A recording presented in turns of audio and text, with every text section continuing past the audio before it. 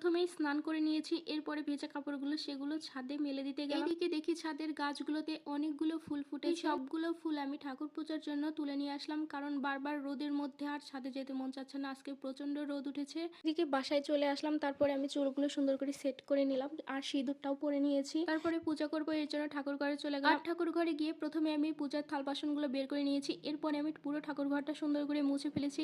এর মধ্যে ওর বাবা চলে আসছে, ও এসে বলছে যে থালগুলো আমি মেজে দেই। তাও আমি বললাম যে আমি পূজার থালগুলো ধুয়ে নিচ্ছি, তাও বলছে না আমি সবগুলো সুন্দর করে ধুয়ে দিচ্ছি। ওদিকে থালগুলো মেজে দিচ্ছিল আর আমি এদিকে ভাবলাম যে বসে থেকে কি করব, পূজার গোছ করে নিচ্ছিলাম। এদিকে থালগুলো ধুয়ে আমাকে দিয়ে গেছে, তারপরে আমি পূজাতে বসেছি। আর এদিকে পুচকুটা যে কি জ্বালাচ্ছিল, তো ওকে নিয়েই পূজাটা আমি কমপ্লিট করে ফেলে ঠাকুর পূজা শেষ করে এরপরে আমি তুলসী পূজাটাও কমপ্লিট করে নিয়েছি। এরপরে রান্না করতে যাব, তার আগে দেখি যে ডাইনিং টেবিল সোফা এগুলো একদম নোংরা হয়ে আছে। আর ছোট বাবু থাকলে যা হয়, আর এই টেবিলের উপর তো ও নোংরা করে না, এইগুলো সব মনে হয় আমি নিজেই নোংরা করে ফেলি, কখন কি রাখে আমি নিজেও জানি না। তো তারপরে আগে টেবিলটা সুন্দর করে গুছিয়ে ফেললাম, এরপরে সোফাটাও গুছিয়ে নিয়েছি, তারপরে চলে গিয়েছিলাম রান্না করতে। আর হ্যাঁ, আজকে কিন্তু বেশি কিছু রান্না করব না, আজকে জাস্ট সিম্পল কিছু রান্না করব।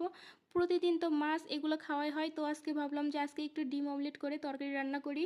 তো এরপরে এই তো তরকারিটা রান্না শেষ। এটা হচ্ছে বেগুনের ছড়ি ভাজি, এটা অনেক আগে রান্না করে খেয়েছি, খুব টেস্টি। তো তার জন্য ভাবলাম আজকে এটাই করে নিই। তো রান্না শেষ করে ওর বাবা বলছিল যে আমাকে খেতে দাও, তারপর আমরা দুজন মিলে একসাথে খেয়ে নিয়েছি। আর পুচকুটাকে তার আগে কিন্তু ঘুম পাড়িয়ে দিয়েছি। তো এদিকে খাওয়া দাওয়া শেষ করে আগে টেবিলটা মুছে নিয়েছি, এর মধ্যে থাল বাসনগুলোও সুন্দর করে ধুয়ে পরিষ্কার করে রেখে দিয়েছি। পুচকিটা যেহেতু ঘুমিয়ে আছে, এর জন্য ভাবলাম আমার ভিডিওগুলো সমস্ত বসে এখন এডিট করব। তো এর মধ্যে ঘরে গিয়ে দেখি পুরো বিছানাটা অগোছানো, তারপরে আমি বিছানাটা সুন্দর করে গুছিয়ে নিলাম। তারপর আমি বসে ভিডিওগুলো এডিট করছিলাম। তো আজকে ভিডিওটা এখানেই শেষ করছি, তোমরা ভালো থাকো, সুস্থ থাকো।